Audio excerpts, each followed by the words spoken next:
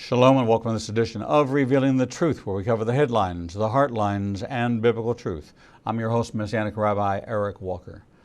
Do you seek the truth? Do you value reason, science, and independent thinking? Are you skeptical of beliefs that people maintain merely on faith, yet you remain interested in the big questions of life? Do you hope there could be a greater purpose to the universe if only that were realistic? If so, then philosopher Joshua Rasmussen can encourage you in your journey. Beginning with his own story of losing faith in the belief in any ultimate purpose in life, he then builds a bridge to a series of universal truths about ultimate reality.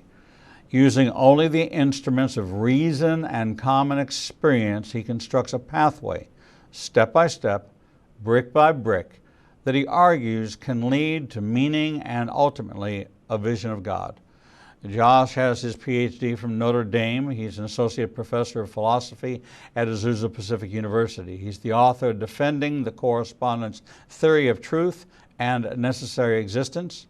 And here to discuss his new book, How Reason Can Lead to God, is Dr. Joshua Rasmussen. Josh, welcome to Revealing the Truth. Thank you. It's an honor. Well, it's an honor for us. I love the philosophical. In my history, growing up in the Jewish community 44 years before I became a believer in Jesus, the concept of assimilation and taking on the theology, the ideology, the iconology, or iconoclasts, if you will, of the various societies we as a people, the Jews, assimilated in and out of for the purpose of survival. That if we maintained our firm planted in concrete, we would be knocked over and never get up. And therefore, as a survival technique, we mastered the art of assimilation. But that opened us up to a great deal of doubt and brought in a great deal of secularism that now is the new ideology, is secularism.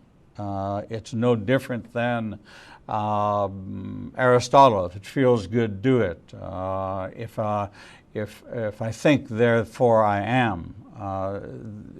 I can self-define myself into any reality that I want to define myself into, and who can refute it? You can't refute my testimony. You can't refute my self-described image of my existence. And so if you, as a human being, have no power and authority over my self-image and my self-view, and you and I don't agree either on a standard or some marker, then what we have is fluid philosophy, which is what has navigated mostly the same way fluid navigates, which is downhill to the point where we are today, which is we've hit pretty much what, at least I hope, is the bottom of the philosophical thought, at least in North America. Yeah, without that standard that's external. Yeah, I hear what you're saying. So you had a personal journey. You had your own encounter with your own gifting. And God gave you a gift. And the gift was a gift of philosophical reasoning, meaning I can live in the esoterical realm of the maybes and the what ifs, and I can try on everything.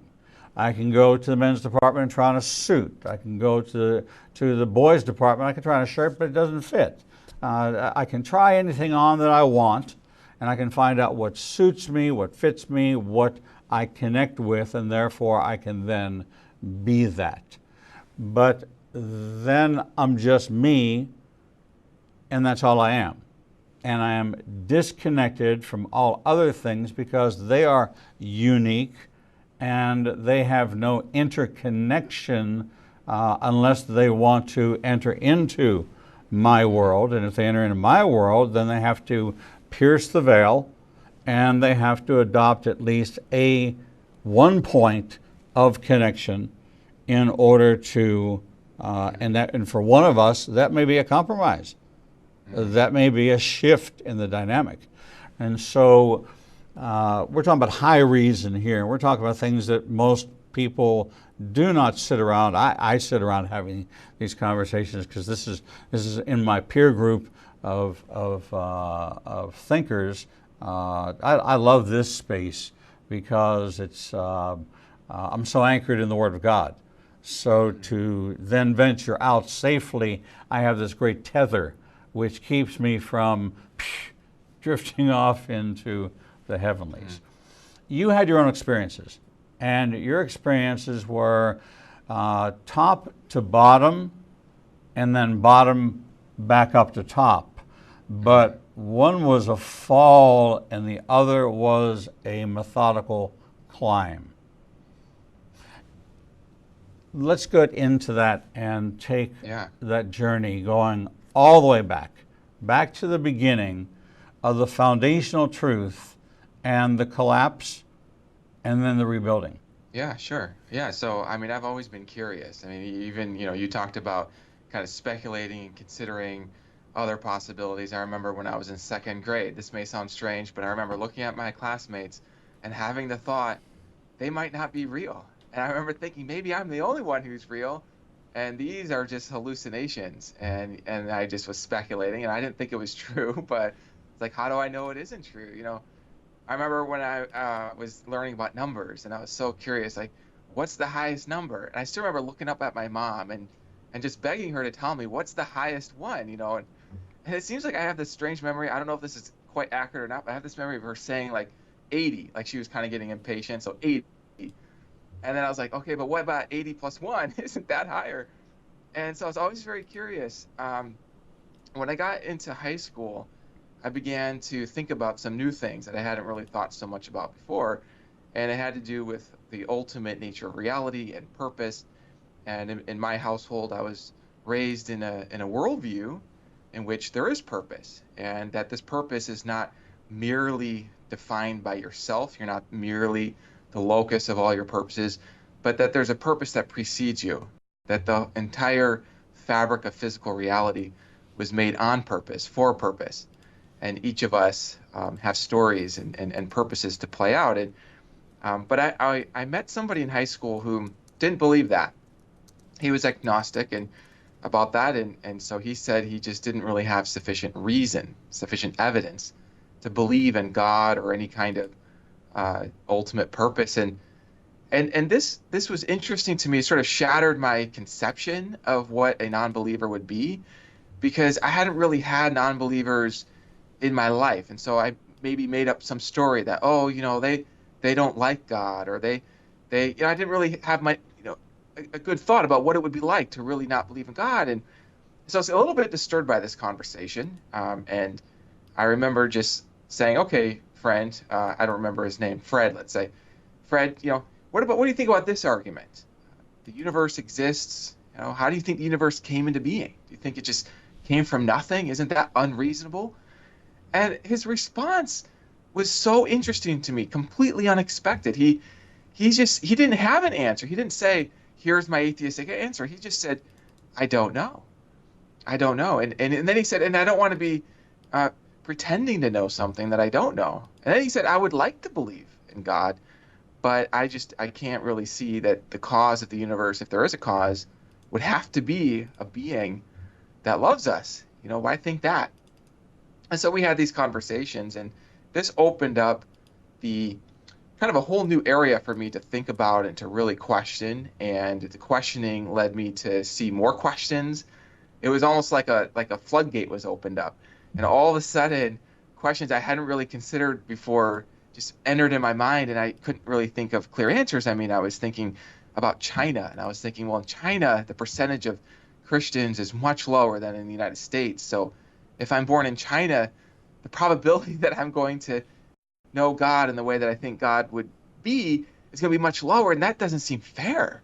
I can't help where I'm born, And what about babies who die? I mean, do they go to heaven? But if they go to heaven, don't they have to believe in Jesus first? If they get to go to heaven without believing in Jesus, then what isn't it better to like kill everybody when they're just a baby? You know, like all these questions, right? These are familiar questions. I think everybody asks these questions, and it broke my simple frame, my childhood frame, you know, and my frame was too simple. And I remember coming to this point where I was like my friend, and I realized I don't really have sufficient reason to believe in God. And I just remember laying in bed, looking up at my ceiling and thinking about what would happen at the end of my life when I died. Would I continue to live on, or would I be gone forever? You know, and sometimes people say, well, before you were born, you didn't exist, you know, like forever you didn't exist, and you weren't worried because you weren't there to exist. But I was thinking, okay, but look, once I'm gone, I'll never come back, like never again. And that just, my soul is like, no, like that just seems so scary. But then I also realized that I couldn't just decide to believe something because I wanted to. And it was in that moment, and I see God's hand in this. It was in that moment that I came to discover the value of truth and the courage it takes, the courage it took my skeptical friend to face reality, even if it wasn't what he wanted it to be. And in that moment, there I was hoping that God existed, but not seeing a way to believe in God. So that's the story of my fall. I don't know if you want to interact with that or not, Well, I do. but that's sort of the first stage. Yeah, Yeah. because it begs the question of this is higher level thinking, higher level reason at a very young age. So now we're into that quantum area, and it's interesting because the unraveling of faith is a quantum deconstruction. We look at this example, this young pastor who just committed suicide, who had shared that he was suffering with depression, and he was encouraged, there was lots of people around him, and he was speaking out about it, but there was a quantum deconstruction in his faith, things that he could not contend with that became unexplainable, unimaginable, and intangible, but were overwhelming him to the point of what we would call today as extreme depression, leading to suicide, the ending of life. Putting that into a faith continuum, it says somewhere along the way, he either lost faith in his ability to believe, or he lost faith in the existence of something that could get him through what he was dealing with. But in some way, there was a quantum unraveling, multidimensional unraveling. So when we look at reason and logic and the parts of our brain and the parts of our intellect that we use, it is neither spirit nor is it flesh. It is a combination of mind processing information and then applying that information to the one of the oldest arguments for atheism is that how can you have something that is intangible, untouchable, moves something and creates something that is real when he's not real? And you say, but the point of the whole thing is right there, is that in the beginning, that's the when, so there's time. God, that's the who, created the heavens and the earth, and that's the what. So we have the time, we have the space, and we have the tangible, and so it all comes together in one line. So your argument for time, space, and the tangible gets thrown out the window because it's explained. The answer is given to us.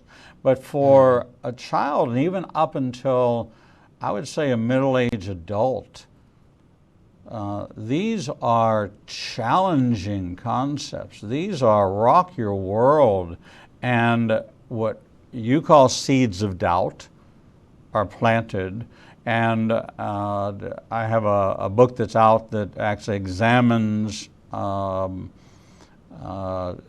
life of a tree relative to the tree of life, beginning with the dirt and going to the seed itself. And there's so many intricate parts to that seed, but what it grows into, what it's nurtured into, can be filled with doubt and can choke the life out of something, as we see vines overtake a home.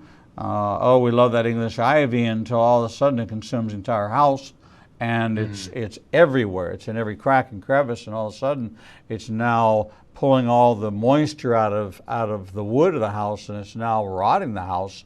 And it was once so beautiful and so elegant. That's why you do it only on brick. You never do it on wood. And there's all kinds of, but there's things that have this ability to consume, and we have no control over it because we don't have the dominion over what it was created to be. It's fulfilling its purpose, and it can be counter to our purpose. So as we look at reason leading to doubt, which I think that if I talk to most atheists, they're quite reasonable. They're not crazies.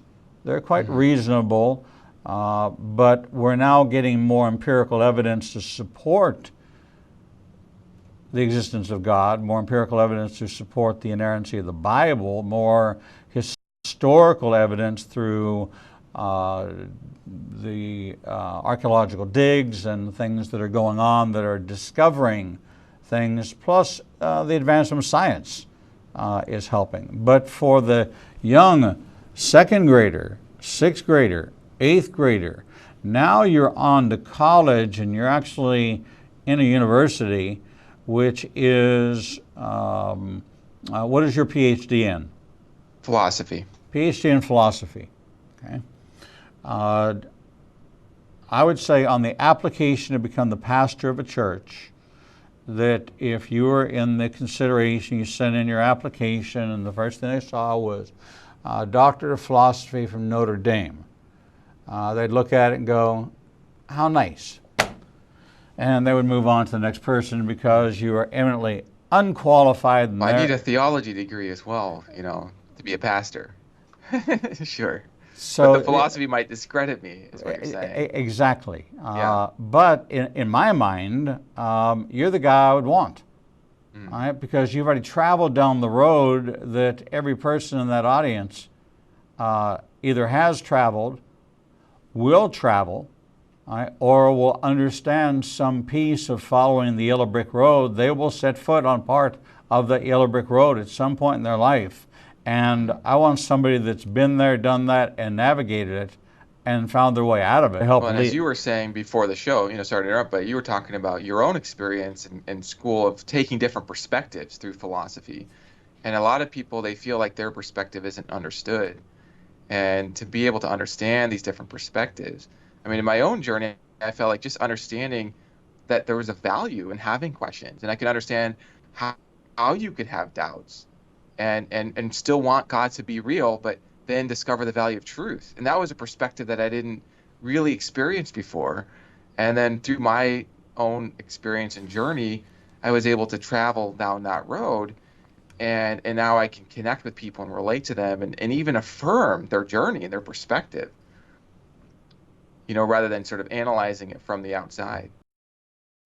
We did something in the educational system, which I don't know if it's universal, but it was at Penn State. You received your Bachelor's of Arts, your Master's of Arts, and your Doctor's in arts, in philosophy. Was not considered to be a science. It's considered to be an art. and we have this line drilled.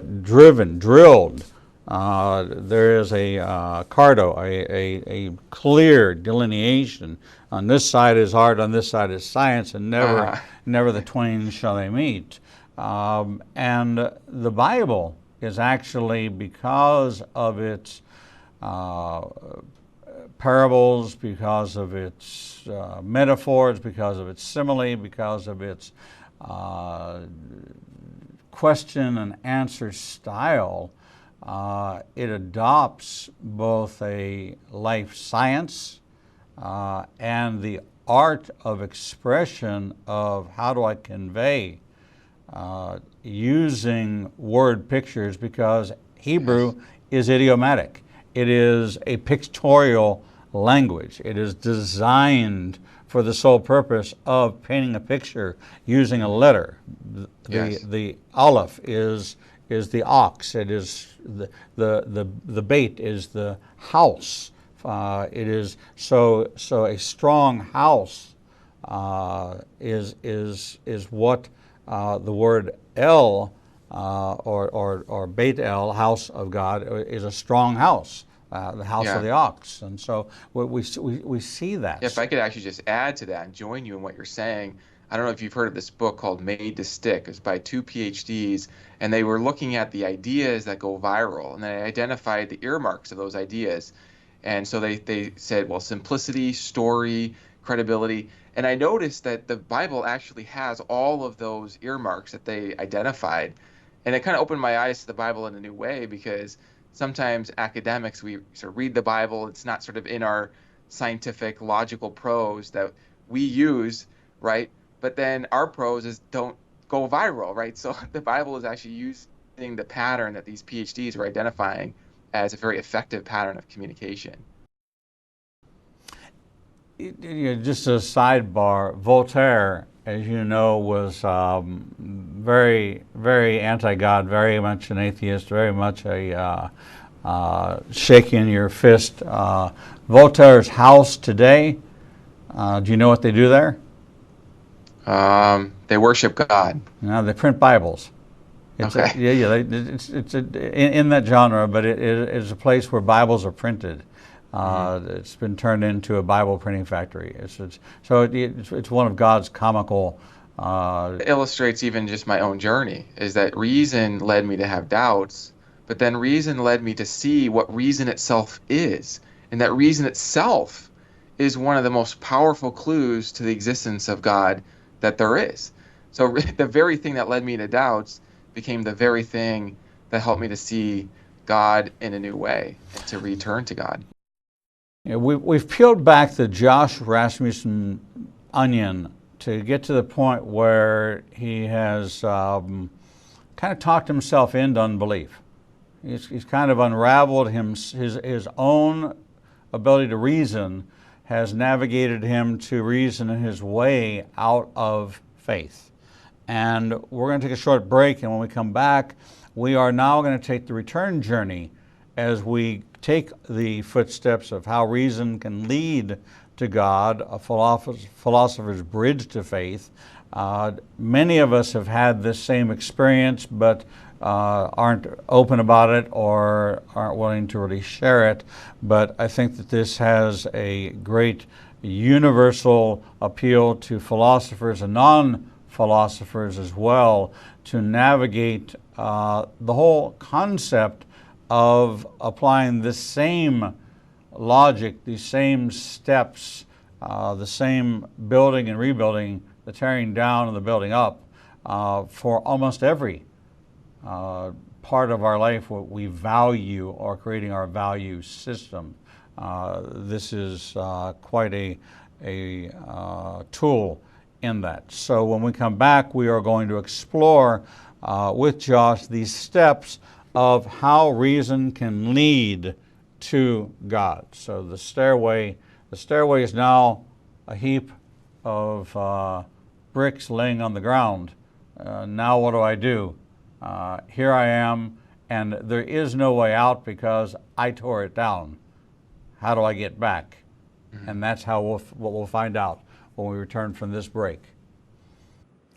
The Lord meets you right where you are, and so does Igniting a Nation's new live streaming outlets. You can now watch Revealing the Truth, Revealing the Bible, and Prophecy Revealed simulcast live each Monday through Friday from 10 a.m. to 1 o'clock p.m. Central Standard Time on YouTube Live, Facebook Live, Vimeo, Periscope, and through our website, www.ignitinganation.com. No matter what device you are using, our program will automatically scale so you won't have to miss a single program. And if you happen to miss an episode, you can always subscribe to the Igniting a Nation YouTube channel and access over 1,000 interviews and never miss your favorite authors, special guests, and topics that interest you the most. There are lots of ways to see Israel, but nothing compares to seeing the land of the book and the people of the book through the eyes of two Jewish believers who can take you on a journey that will bring the entire Bible to life. When you join Rabbi Eric Walker and his #1 rated tour guide, Edo Canaan, in Israel, you'll experience incredible teachings, first-class accommodations, and actually walk where Jesus walked. You will experience the Bible transforming from black and white into living color, and you will never see the Bible in the same way again. For more information, visit us at www.ignitinganation.com/events. The Lord contends with what contends with you, and Igniting a Nation is committed to bringing to light each and every issue that faces a believer's life. Our live stream programming and teachings take you on a journey to finding biblical truth from a wide variety of experts who share their insights into a deeper walk with the Lord. We have assembled the most comprehensive panel of experts in the fields of prophecy, caregiving, healing from trauma, shame, and abuse, and so much more. We continue to expand our teachings and programming to meet your needs. We're committed to healing the nations with biblical truth. Visit www.ignitinganation.com to develop a deeper walk with the Lord and start your journey to a transformed life. The Bible commands us to study to show ourselves approved, but most study using Bible study tools and not actually studying the Bible chapter and verse. Igniting a Nation is pleased to present Revealing the Bible, recorded and taught each week before a live audience. We take you deeper into the actual Bible and verse in both Hebrew and English and connect the dots between the Old and New Testament.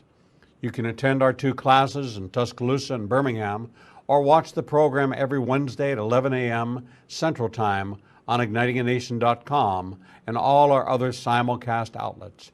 For more information, visit www.ignitinganation.com/events.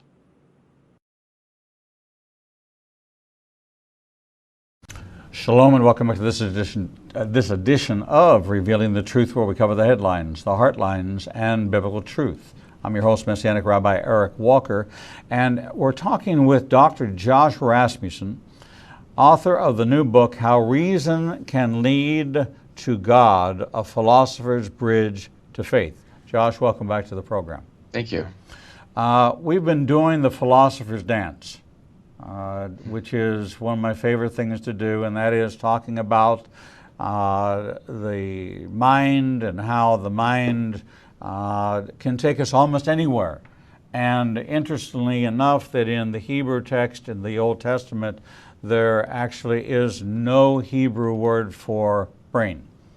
It is so a man thinks in his heart.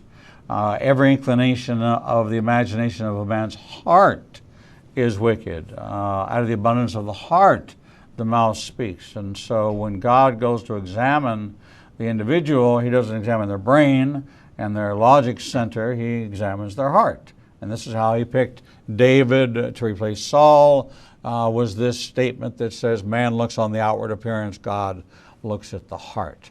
So here you are, you have you're dismantled, you're deconstructed. Mm-hmm. Why look at the deconstruction and find dissatisfaction with deconstruction, and why feel the need for reconstruction? Mm-hmm. Yeah, so in my case, I saw the implications of a worldview without God. I mean, so first, as I was saying before the break, I'm lying in bed realizing that without God, there's a very high probability that everything will sort of end in nothing. And so all of our hopes and dreams, everything that we build will ultimately end in nothing. And also, if there is a God, it changes the game in terms of the meaning of your life, because at the foundation, the fabric of reality, God is working all things for good. I was actually just thinking about that this morning. I was driving to my office, and I have a little time of worship, and I was thinking, oh God, like you use every evil, every problem, every injustice, and you're working those things for long-term, beautiful goods.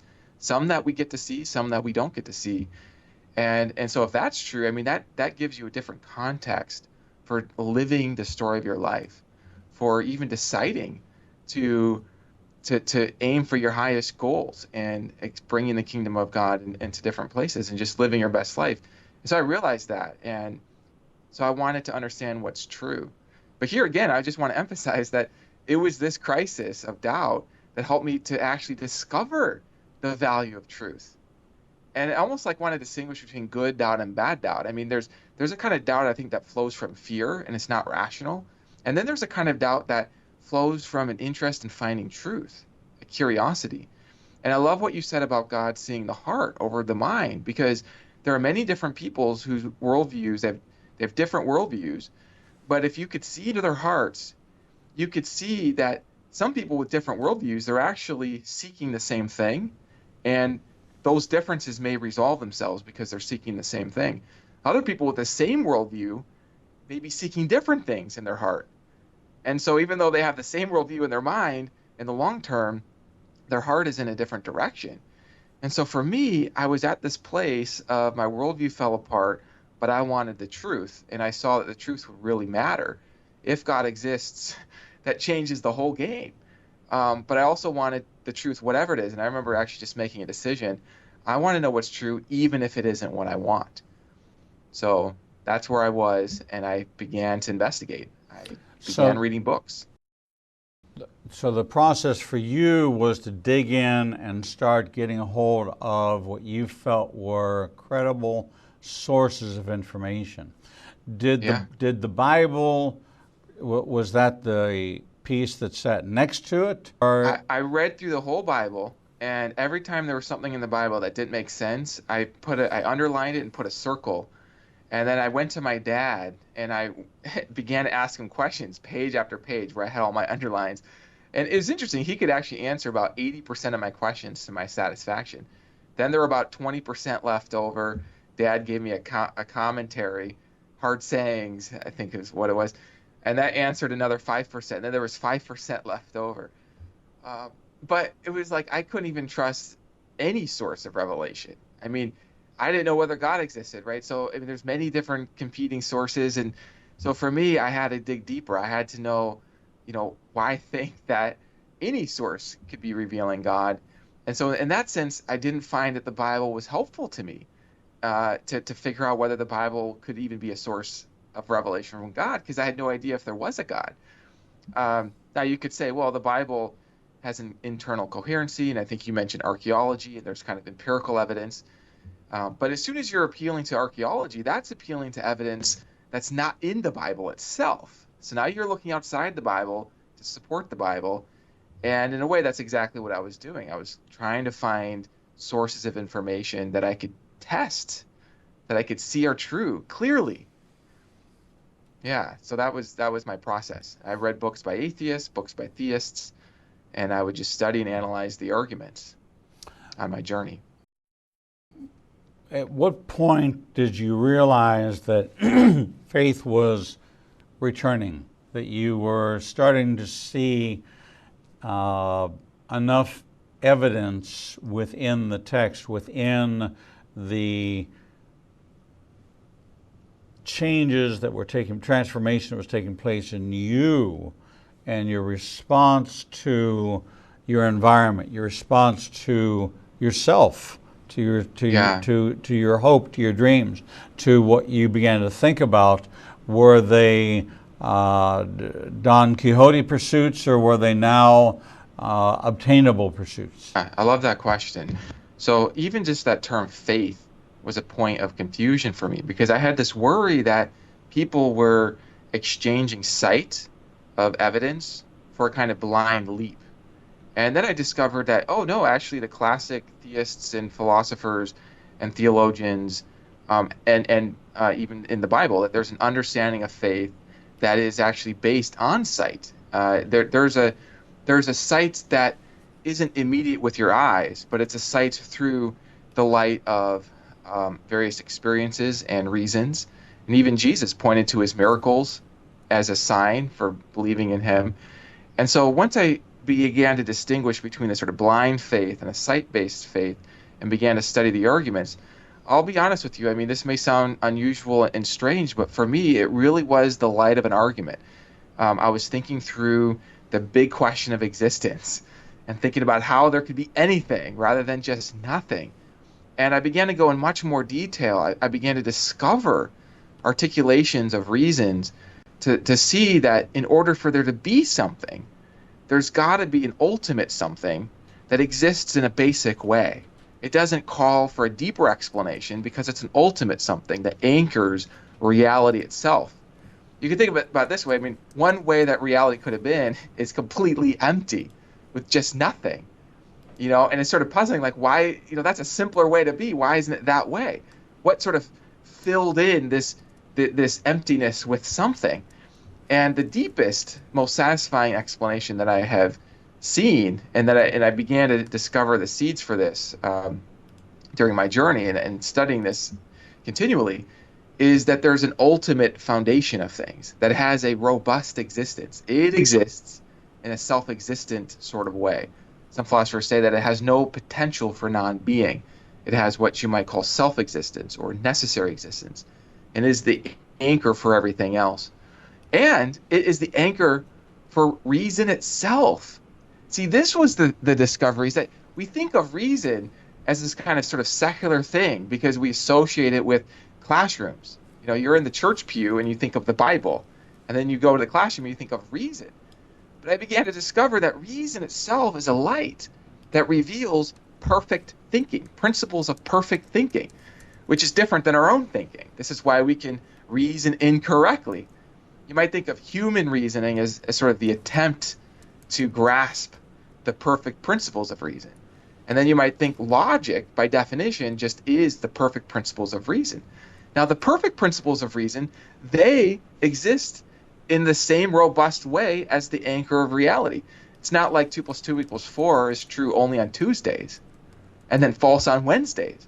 2 + 2 = 4, that principle of reason itself maintains permanent, stable existence. And I think what best explains that is that the perfect principles of reason, logic itself, are anchored in the perfect foundational being, the ultimate cause of reality. And so I began to see these things. I like to call them clues that are pointing to the ultimate explanation. This is how science works. You mentioned the distinction between science and philosophy. This is one of the sort of the deep problems of how you demarcate those. And I was actually talking with my wife the other day. I was just saying to her, I think it might be helpful for my students to just tell them that I'm a scientist of the foundations of things. I'm interested in knowledge. I want the truth, not just speculation. And so I use a kind of scientific method where I'm making observations, clues, and I'm seeking the ultimate explanation of those observations. And yeah, people are in different places on their journey. People can see different things, and this is why I think there can be reasonable disagreement. People can be reasonable in seeing different things, but for me, it was the depth.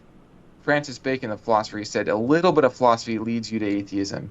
His journey was that a depth of philosophy leads you back to religion, where religion is understood in that spiritual sense of seeing that there's a God at the foundation, ultimate purpose.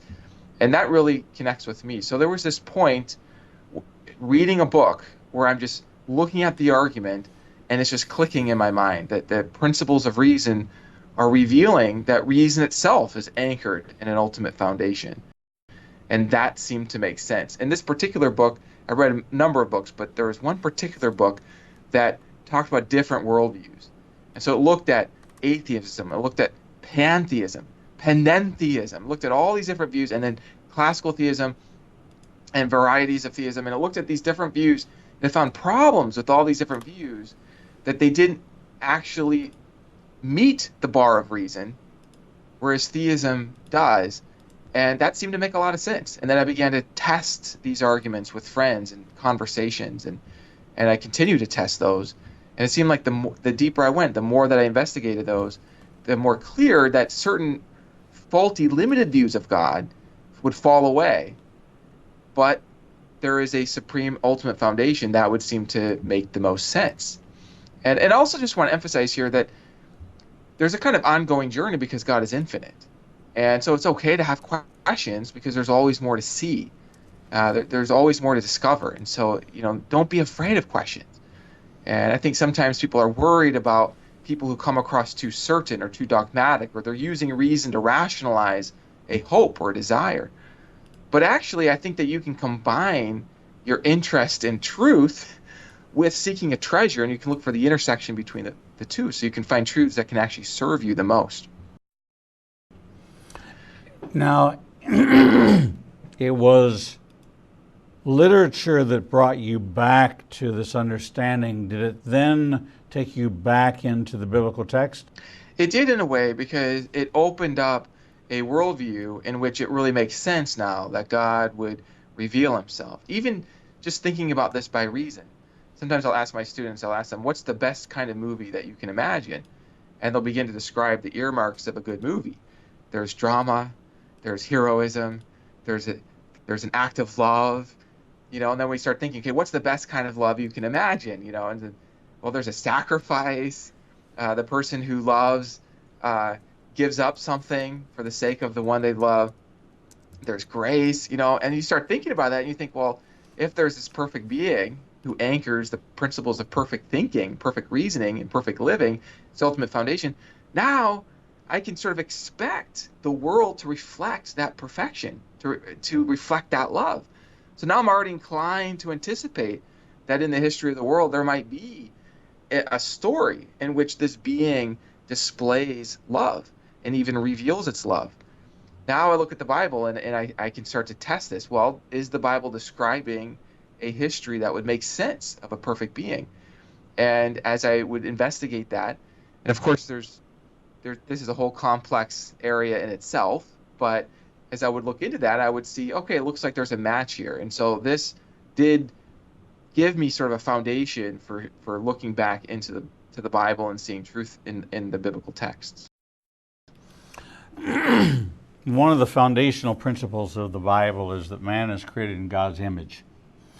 And as image bearers, we're imbued with certain powers and dominion, which is over other things. We know that we do have authority over other things, over the elements we have authority over. Some we have created which have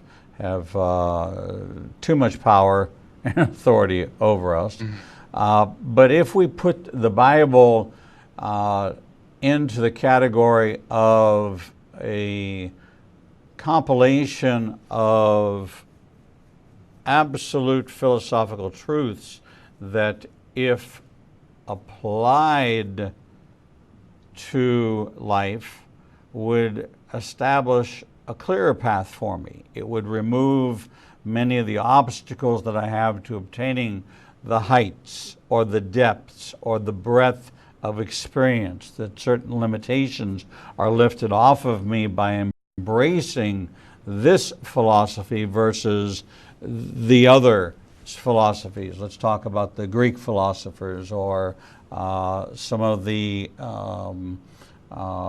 Near Eastern philosophers. Does the Bible on its own stand? We know it does statistically, the best-selling book of all time. Does it stand on its own as a,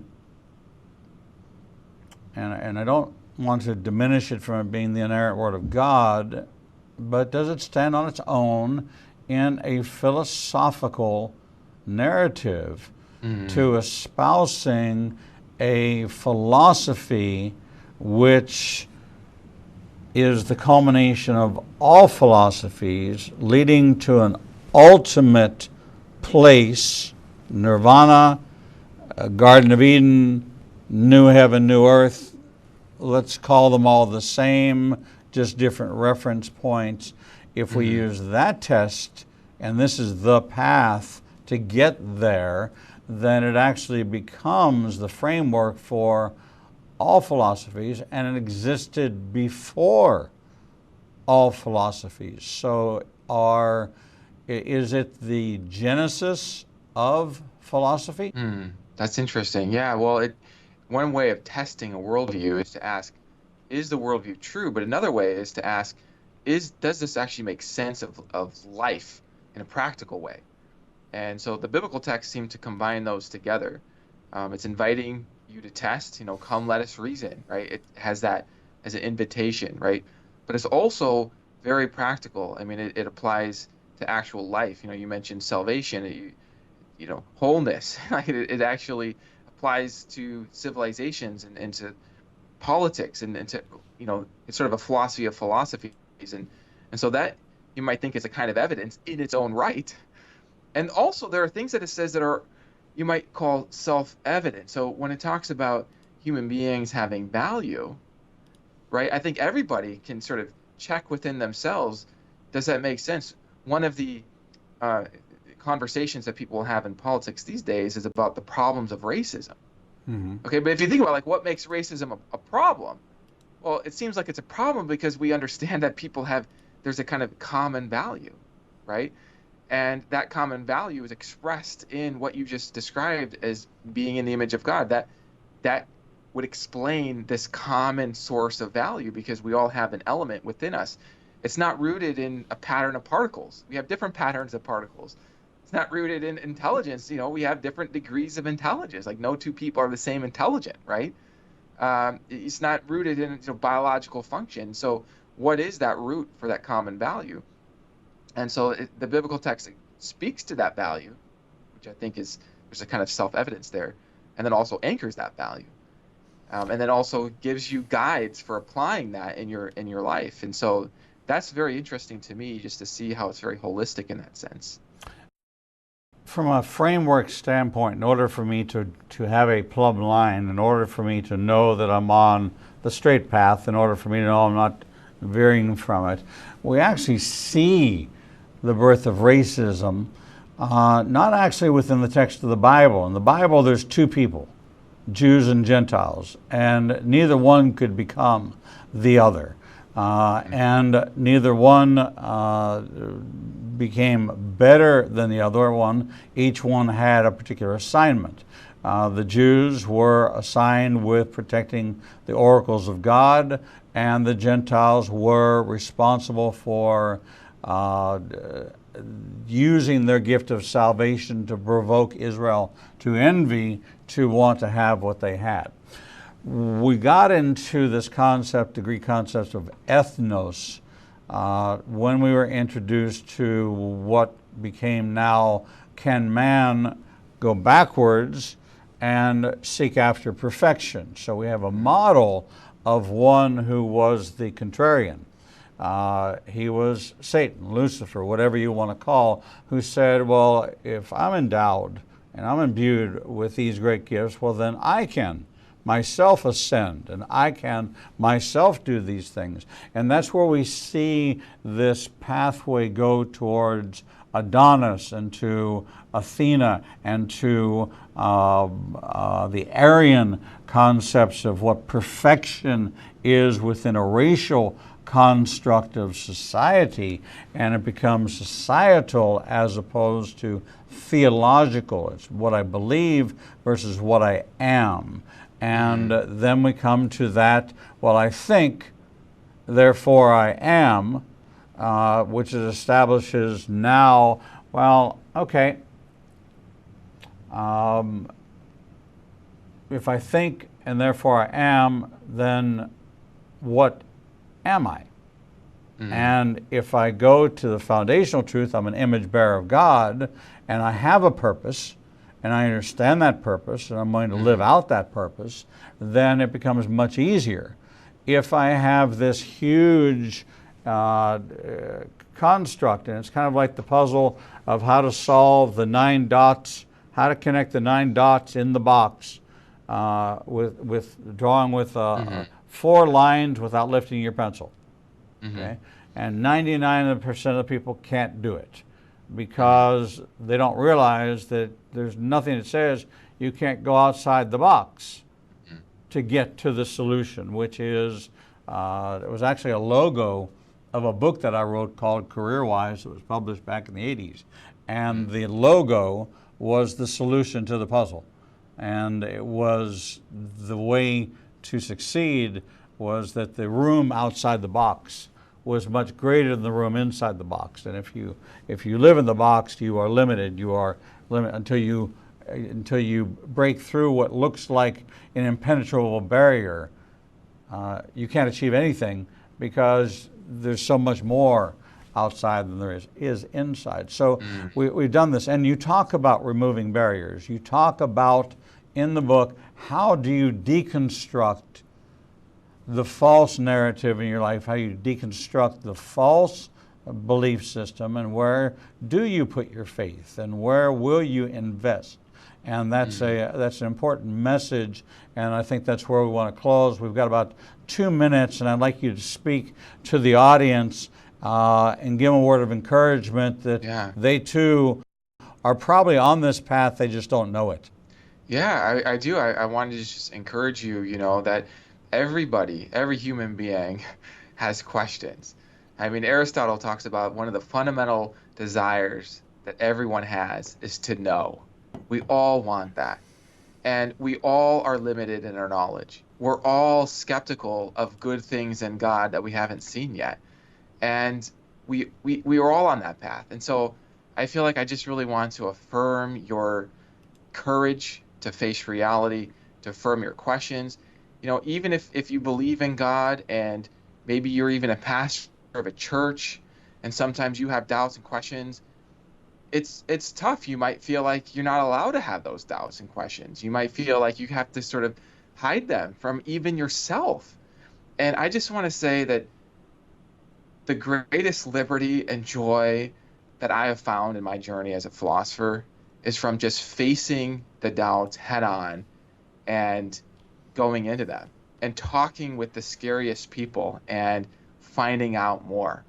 Because there's this sort of cliche that all truth is God's truth. I mean, if God is real, then all truth belongs to God. Like there's no ultimately scary truth in the ultimate sense. And so truths will stretch us. God is developing us. He's causing us to mature. But in my experience, the more that I've investigated reality by following reason wherever it would lead, just letting it lead me, the more I've seen that reason is itself a light in the nature of God. That reason is God's gift that reveals more and more of God.